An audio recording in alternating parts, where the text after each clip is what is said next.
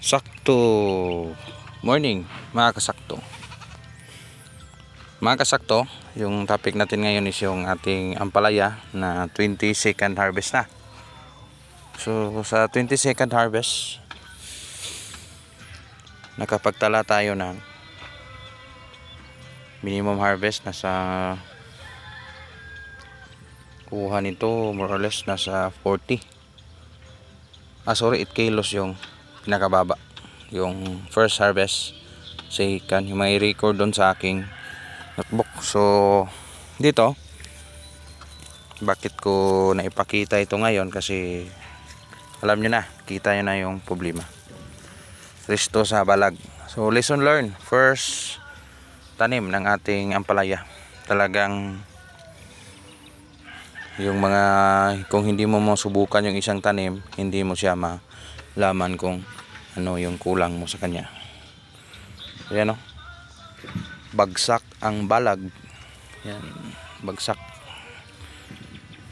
Malakas na kasi yung ulan dito, so tuloy-tuloy. Kasi yung ating balag hindi ganun ka lakas, hindi ganun katibay, at hindi ko ganun ka expected yung ampalaya is ganito pala ka lakas yung ganyang persa sa pag tawag nito, sa pag lago ng kanyang mga talbos. So dito yung sa kabila is yung ating talong. Sinasali ko na lang to kasi mapansin nyo yan.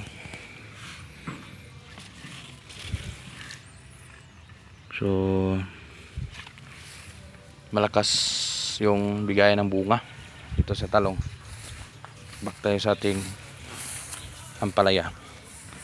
So yung ampalaya, kung papasok ka nito, talagang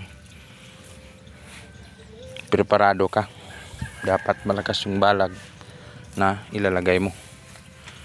Sa atin na nangyari is first tira. Naalala nyo sa mga previous video ko yung sitaw. So malago siya pero hindi siya na tumba. So magkaiba si sitaw at si ampalaya. Yung ampalaya, yung distance niya is pang malakihan, yung maraming bunga guys. So papasok na ito sa 22nd harvest, naka 23. Baka bukas 23 harvest. So mura baba, taas baba yung presyohan. So marami na naman bulaklak oh. Sabugan na naman natin ito ng pataba. Kasi sayang, bumunga pa naman. Yun ang ating pinaka priority, pataba talaga. Pataba, insecticide, maintenance sa damo sa ilalim pag bunga yung tanim mo. Ulit kong sabihin, yung tanim hindi yan tao. Magsilita ko na nung kulang niya. Napaka ano rito, tingnan no, sakit sa damdami. Parang dinaanan ng bagyo. So bibigay na, actually bibigay na siya talaga. Wala na tayong ano rito na magawa. Kasi kung galawin mo ito, patayuin no, ganun.